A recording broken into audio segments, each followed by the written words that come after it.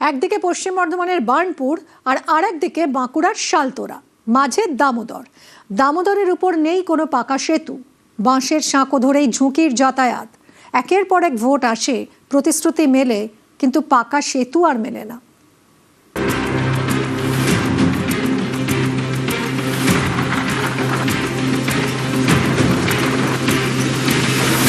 ভোটে চাইছি এই যদি সেতু বন্ধনটা হয় তো ভালো হবে। কতটা প্রয়োজন এই সেতু? অনেক, প্রচুর প্রয়োজন।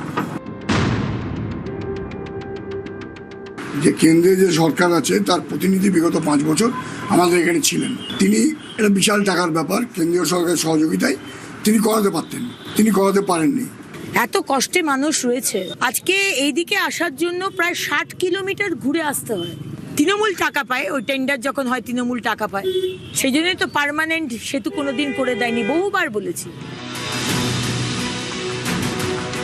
পশ্চিম বর্ধমানের বার্নপুর শিল্প শহর, আসানসোল দক্ষিণ বিধানসভা কেন্দ্রের মধ্যে পড়ে।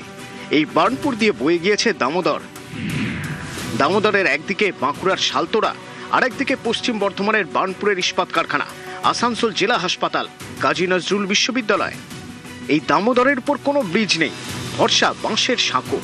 এই বাঁশের সাঁকোর উপর দিয়েই যায় গাড়ি, প্রতিদিন ঝুঁকির যাতায়াত। তাও অনেকে যেতে বাধ্য হন, কারণ সাঁকো না ধরলে ঘুরতে হবে প্রায় 60 কিলোমিটার।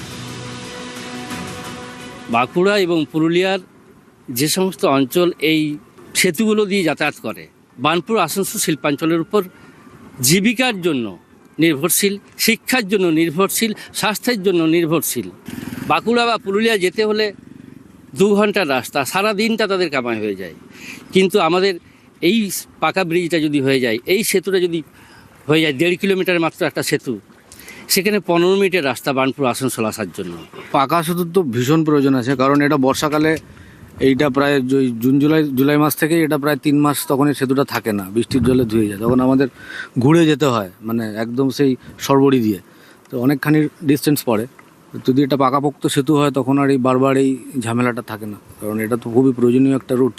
বাঁকুড়া খুব সহজে পৌঁছানো যায়, সেখান থেকে পুরুলিয়াও সহজে পৌঁছানো যায়। সাধারণ মানুষ হিসেবে চাইবো যে অবশ্যই অতি শীঘ্র এই একটা পাকা সেতু হয়, আপামর জনসাধারণ এতে উপকৃত হবে।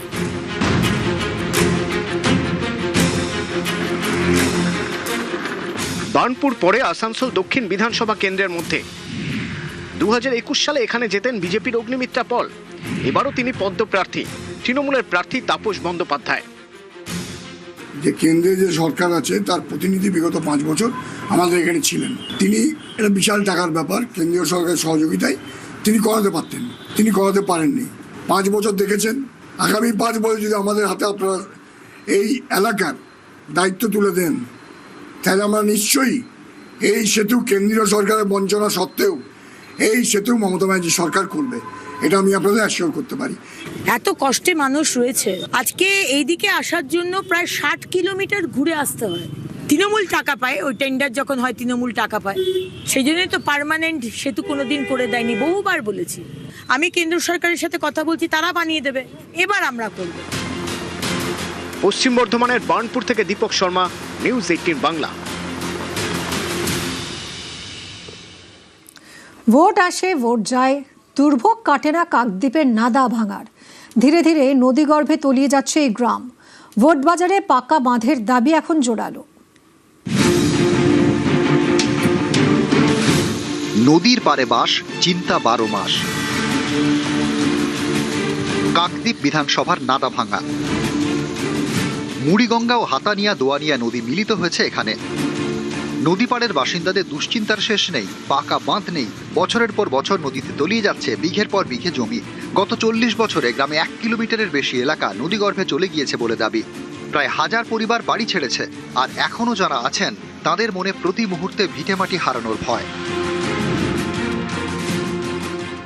ভোট আসে, ভোট যায়, কিন্তু আমাদের নদী ভাঙার স্থায়ী কোনো পরিকল্পনা হয়নি। আমাদের এইভাবে নদী বাঁধ ভেঙে আমরা সর্বহারা হয়ে যাচ্ছি। আমাদের 3 বার বাড়ি চেঞ্জ করেছি। স্থায়ী যদি কোনো পরিকল্পনা নেওয়া হয়, এই গ্রাম বাঁচানো সম্ভব না। স্থানীয়দের অভিযোগ, কোনো রকমে বাঁধ তৈরি করে দেওয়া হয়, কয়েকদিন পরেই সেই বাঁধ জলের তোড়ে ভেসে যায়। এবার যেই দলই জিতুক তারা যেন কংক্রিটের বাঁধ তৈরি করে দেয়, দাবি নদীপাড়ের বাসিন্দাদের। বাউন্ডারি করতেছে 6 মাস হয়নি, বাউন্ডারি এরকম আবার লড়ে করতে হচ্ছে। এটা নাকি 7 কোটি টাকার বাউন্ডারি হচ্ছে, আবার ঢেউ ধাক্কা এসে লাগতেছে, ঠাই তো গভীর। পাকা বাঁধ তৈরি হবে, ভোটের মুখে বলছে সব দলই।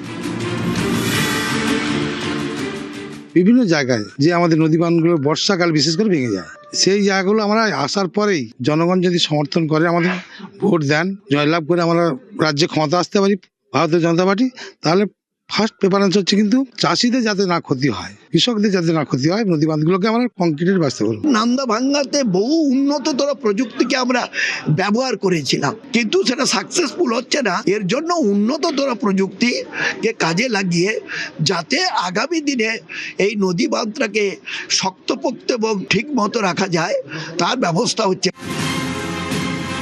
কাকদ্বীপ থেকে বিশ্বজিৎ হালদার, নিউজ 18 বাংলা।